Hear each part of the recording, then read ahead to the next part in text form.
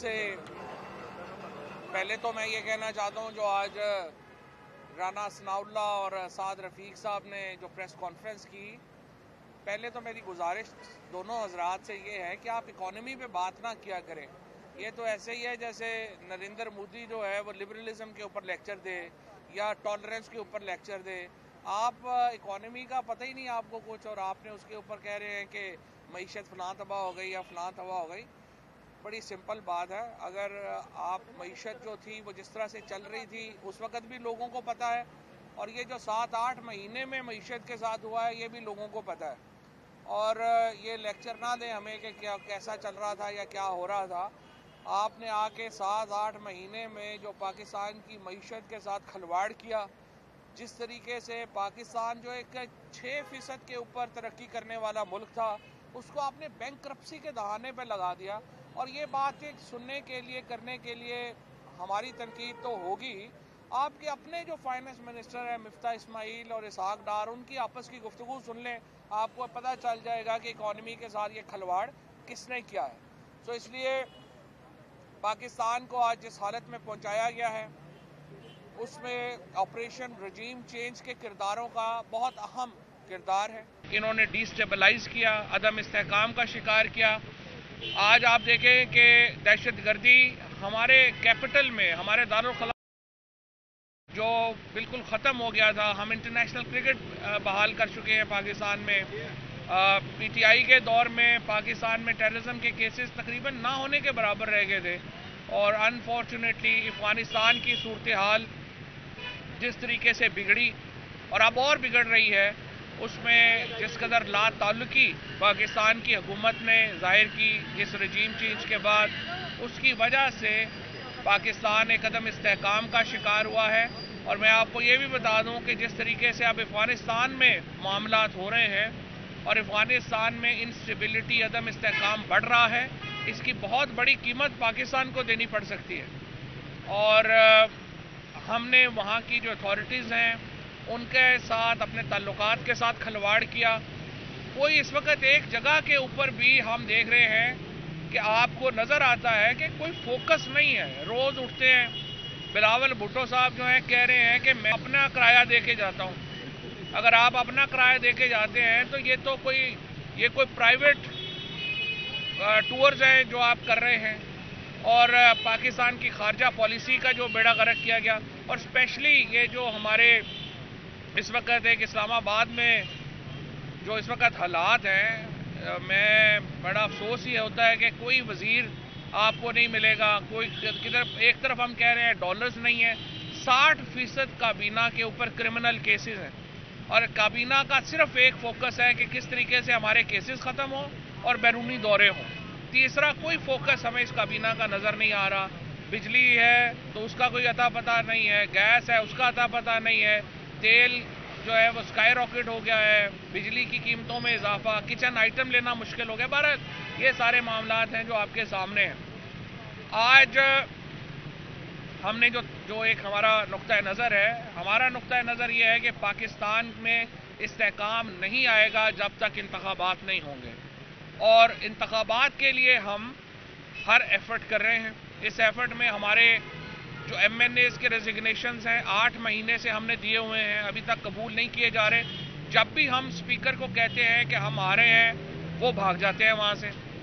اب تو ہم نے فیصلہ کیا ہے کہ خفیہ ڈیٹ رکھ لیں اور اعلان کر کے نہ جائیں، اسپیکر کو اوپر سے جا کے دبوچ لیں۔ جب بھی ہم اعلان کرتے ہیں کہ ہم نے اسمبلی میں آنا ہے، اسپیکر چھٹی لے کے چلا جاتا ہے یا سیشن بند کر کے چلا جاتا ہے۔ دیکھیں، ہم استعفے دے رہے ہیں، یہ پاکستان کی پارلیمانی تاریخ میں ایک بڑا ناول واقعہ ہے۔ 127 ایم این ایز نے اپنے لیڈر عمران خان کے ایک آواز کے اوپر استعفیٰ دیا ہے۔ اس سے پہلے کبھی اس طرح نہیں ہوا۔ مریم نواز نے، آپ کو یاد ہوگا، 2 لوگوں کو استعفے کا کہا تھا، جس میں سے ایک جو تھے وہ کیپٹن صفدر کے بڑے بھائی تھے، وہی بھاگ گئے، فون بند کر کے بھاگ گیا۔ اور جو صفدر جاوید عباسی تھا وہ بھی فون کر کے بھاگ گیا۔ 2 بندوں نے استعفے نہیں دیے مریم نواز کے کہنے پہ۔ اور دوسری طرف تحریک انصاف کے 127 ایم این ایز نے عمران خان کے ایک کال کے اوپر استعفے دیے۔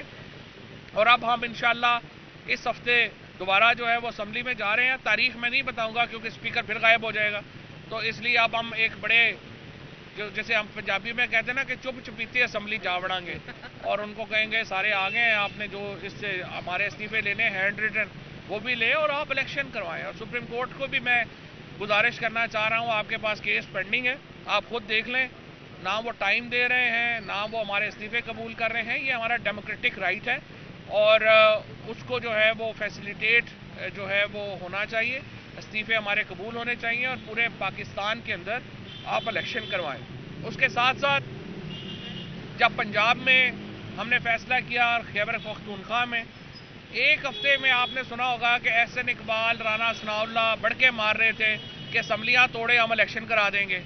जो ही इमरान खान ने असम्बलियों की डेट दी, आपने देखा कि ये सारे जो है चूहे की तरह अपने बिल में घुस गए और इलेक्शन से इस तरह से ये भागे हैं जिस तरह काला चोर भागता है। आज आपने देखा कि इन्होंने इस्लामाबाद में इलेक्शन के लिए जिस तरीके से बलदियाती इलेक्शन था उसकी तारीख बदलने के लिए जिस तरह से इन्होंने इतनी जल्दी कानून में तरमीम की कि उसके ऊपर बहस, तो क्या कोरम भी पूरा नहीं था और बगैर कोरम के ही जो है वो सेनेट से बिल पास हो गया, सिर्फ ताकि इस्लामाबाद में इलेक्शन जो है वो ना कराने पड़े। आप इस्लामाबाद के बलदियाती इलेक्शन नहीं लड़ सकते, आप पंजाब में इलेक्शन नहीं लड़ सकते, केपी में, सिंध में, कहीं पे भी आपका चेहरा ही नहीं है कि आप लोगों के सामने जाए। और ये जो सारे लोग इस्लामाबाद में सिक्योरिटी में बढ़ के मारते हैं, मैं इनको चैलेंज करता हूं कि लाहौर में आके किसी दिन लक्ष्मी चौक के ऊपर और यहाँ पे आके खाना खा लें, खाना खा लें, इनको अगर गंदे टमाटर ना पड़े तो मुझे कहिएगा। ये इनकी इस वक्त बहुत बुरा हाल है इनका, इसलिए ये इलेक्शनों से भाग रहे हैं। तीसरी बात, हम अपने जो अज़म है उसके ऊपर हम कायम हैं। हम पंजाब में और खैबर पख्तूनख्वा में इलेक्शन कराने के लिए पूरी तरह तैयार हैं। आज इमरान खान साहब ने जो पंजाब की सीनियर लीडरशिप है उसका इजलास किया, उसमें मियां असलम साहब मेरे साथ खड़े हैं, सीनियर मिनिस्टर मुसरत मेरे साथ खड़ी हैं, तर्जमान है हुकूमत पंजाब की, और इसके साथ सप्तैन साहब, राजा बशारत और हमारे जो तमाम लोग हैं, सीनियर लोग हैं, वो शामिल हुए।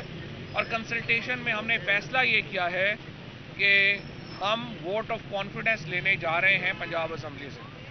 आज एक वफद जो है वो चौधरी साहिबान से मुलाकात करेगा, चीफ मिनिस्टर से और मोनिस अलाई साहब से, और उस मीटिंग में हम डेट तय करेंगे कि किस तारीख को असम्बली का इजलास बुलाया जाए और वोट ऑफ कॉन्फिडेंस जो है वो चीफ मिनिस्टर को दिया जाए ताकि असम्बलियों की तहलील जो है वो मुमकिन बनाई जा सके। हमारे तमाम मेंबरान इस वक्त 177 मेंबर जो है पीटीआई का वो चौधरी परवेज़ इलाही को बैक कर रहा है, 10 मेंबर पीएमएलक्यू के अपने हैं। इस हिसाब से हमारे पास इस वक्त 187 मेंबरान जो है वो मौजूद हैं। स्पीकर को निकाल के, स्पीकर को शामिल करें तो 188 हो जाएंगे। और इंशाल्लाह ये जो तमाम लोग हैं ये परवेज़ इलाही साहब को कॉन्फिडेंस वोट देंगे और ये जो तारीख है इलेक्शनों की, ये आइंदा जो हाई कोर्ट का फैसला है उससे बहुत पहले होगा और हम इसमें ताख़ीर नहीं करना चाहते।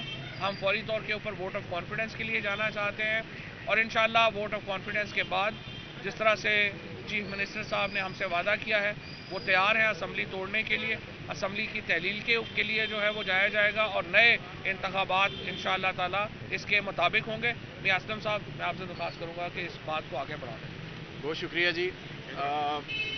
मैं ये समझता हूँ कि जो एक बैरूनी साजिश के तहत जो हुकूमत यहाँ पे मुसल्लत की गई, उसने सिर्फ पाकिस्तान की इकॉनमी के साथ खिलवाड़ नहीं किया, उसने पाकिस्तान के साथ खिलवाड़ किया। उसने यहाँ पर जो 22 करोड़ अवाम रहती है पाकिस्तान के अंदर, उसके साथ खिलवाड़ किया और एक दफ़ा फिर पाकिस्तान को दुनिया में मांगने वाला मुल्क बना दिया।